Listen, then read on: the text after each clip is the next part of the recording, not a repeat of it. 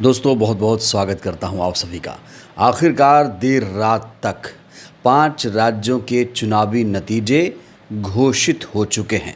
लेकिन इस बीच सबसे ज़्यादा अगर किसी चेहरे की चर्चा हो रही है तो वो है जोसेफ विजय थलपति। दोस्तों कहा जा रहा है कि विजय थलपति का तमिलनाडु में जीतना अंबेडकर वाद की जीत है, पेरियार की जीत है। आखिर विजय थलपति जोसेफ विजय ने कैसे तमिलनाडु में जीत हासिल की? क्या विचारधारा उसके पीछे वजह थी या फिर जो उन्होंने वादे दावे किए हैं? और क्या हैं चुनौतियां विजय थलपति के सामने मुख्यमंत्री बनने के बाद? आज इस वीडियो में हम विस्तार से बात करेंगे। तो सबसे पहले दोस्तों हम आपको नतीजे बता देना चाहते हैं। 5 राज्यों के चुनावी नतीजे किस प्रकार से हैं वो आपको जानना बहुत ज़रूरी है।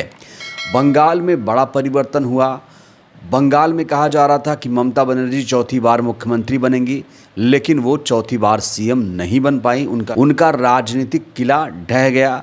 अब बंगाल में बीजेपी की सरकार बनेगी। मुख्यमंत्री कौन होगा पता नहीं है। असम में भारतीय जनता पार्टी ने हैट्रिक लगाई। वहीं पुडुचेरी में भी बीजेपी की जीत हुई है। केरल में कांग्रेस का 10 साल का वनवास खत्म हुआ है। अब केरला में कांग्रेस का मुख्यमंत्री होगा। वहीं तमिलनाडु में इस बार विजय की आंधी चली है। किसी ने ये सोचा नहीं था कि डीएमके एआईडीएमके के बाद तमिलनाडु में कोई और पार्टी विकल्प बनकर उभरेगी, लेकिन ये करके दिखाया है साउथ के सुपरस्टार विजय जोसेफ ने। विजय जोसेफ जिनका फिल्मी करियर 34 साल है, मात्र 51 साल की इनकी उम्र है। और 2024 में विजय जोसेफ ने अपनी राजनीतिक पार्टी बनाई। वैसे इससे पहले रजनीकांत, कमल हसन ने भी अपनी पार्टी बनाई, लेकिन उन्होंने चुनाव नहीं लड़ा। लेकिन विजय थलपति ने तमिलनाडु में इतिहास रच दिया। एमजीआर के बाद कहा जा रहा है कि अगर तमिलनाडु में किसी को इतनी व्यापक स्वीकृति मिली है जनता की तो वो विजय जोसेफ हैं। तमिलनाडु में विजय जोसेफ तीसरा मोर्चा बनकर उभरे हैं। तमिलनाडु में विजय जोसेफ की जीत को समानता, शिक्षा, स्वाभिमान, विकास की जीत बताया जा रहा है। पेरियार अंबेडकरवाद की जीत बताया जा रहा है। दोस्तों तमिलनाडु के नतीजे भी आपको जान लेना चाहिए। यहाँ कुल 234 विधानसभा सीटें हैं और बहुमत के लिए चाहिए 118 सीटें। यहाँ पर देखिए टीवीके को 108 सीटें मिली हैं, डीएमके को 59 सीटें, एआईडीएमके को 47, कांग्रेस पार्टी को 5, पीएमके को 4, आईयूएमएल को 2, सीपीआई को 2 सीटें। तमिलनाडु में बहुमत के लिए 118 सीटों की ज़रूरत है।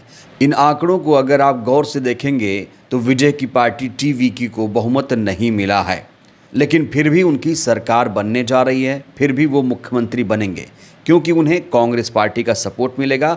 तमिलनाडु की बाकी ये जो पार्टियां हैं उनका इन्हें फुल सपोर्ट मिल चुका है। कांग्रेस ने पहले ही कह दिया है कि हम टीवीके को सपोर्ट करेंगे तमिलनाडु में।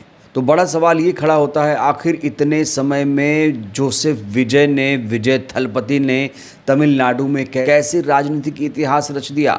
क्या उनकी जीत के पीछे विचारधारा वजह है या फिर उनके वादे या फिर उनका स्टार पावर? आखिर क्या वजह है? दोस्तों आपको बता दें, विजय थलपति कट्टर अंबेडकरवादी माने जाते हैं। वो पेरियार अंबेडकरवाद विचारधारा पर चलते हैं। जब वो चुनाव प्रचार कर रहे थे तो उनका चुनाव प्रचार कुछ इस तरीके से होता था। वो अंबेडकर की फ़ोटो लेकर चलते थे। अभी जब 14 अप्रैल आया था, अंबेडकर जयंती आई थी, तब उन्होंने किस तरीके से अंबेडकर को नमन किया था ये तस्वीरें भी आप देख सकते हैं। ये तस्वीरें बता रही हैं कि कितने बड़े अंबेडकरवादी हैं विजय थलपति। तो ये तस्वीरें बता रही हैं कि विजय थलपति अंबेडकरवाद में भरोसा करते हैं और वो प्रदेश में अंबेडकरवाद विचारधारा को आगे लाना चाहते हैं। विजय थलपति कितने डाउन टू अर्थ हैं इसका अंदाज़ा इसी बात से लगाया जा सकता है कि उन्होंने अपने ड्राइवर के बेटे को टिकट दिया था और वो जीत भी गया। दोस्तों तमिलनाडु में विजय को यूं ही जीत नहीं मिली, इसके पीछे लंबा संघर्ष रहा है। वो पिछले कई सालों से तमिलनाडु में मेहनत कर रहे थे। बाकायदा इसके लिए फ़ैन क्लब बनाया गया था जो आम जनता को राहत पहुंचाने के लिए, मदद करने के लिए हमेशा तत्पर रहता था। तो तमिलनाडु में विजय की जीत के पीछे विचारधारा तो महत्वपूर्ण है ही, साथ ही कुछ वादे दावे भी उन्होंने जनता से किए हैं, वो भी आपको जान लेना चाहिए। कहा जा रहा है जो वादे उन्होंने किए हैं उन वादों पर तमिलनाडु की जनता ने उन पर विश्वास भरोसा जताया है। विजय थलपति ने वादा किया था कि अगर बहन बेटियों की शादी होगी तमिलनाडु में तो उन्हें 8 ग्राम सोना दिया जाएगा।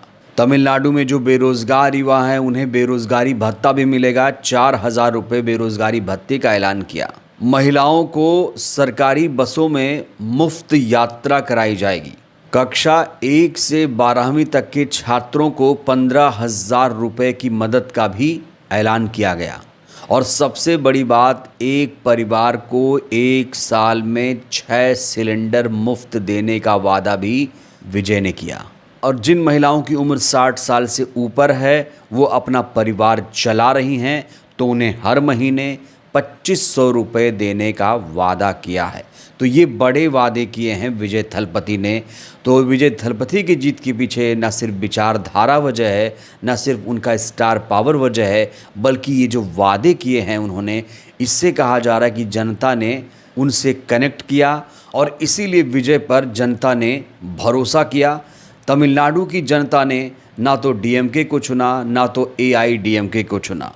पेरियार की विचारधारा को आगे बढ़ाने वाले स्टालिन खुद इस बार चुनाव हार गए, लेकिन कहा जा रहा है कि तमिलनाडु में विजय की जीत से स्टालिन भी खुश हैं, संतुष्ट हैं। दोस्तों आपको बता दें, तमिलनाडु एक ऐसा राज्य है जहां पर इस बार किसी भी ब्राह्मण उम्मीदवार को टिकट नहीं दिया गया था।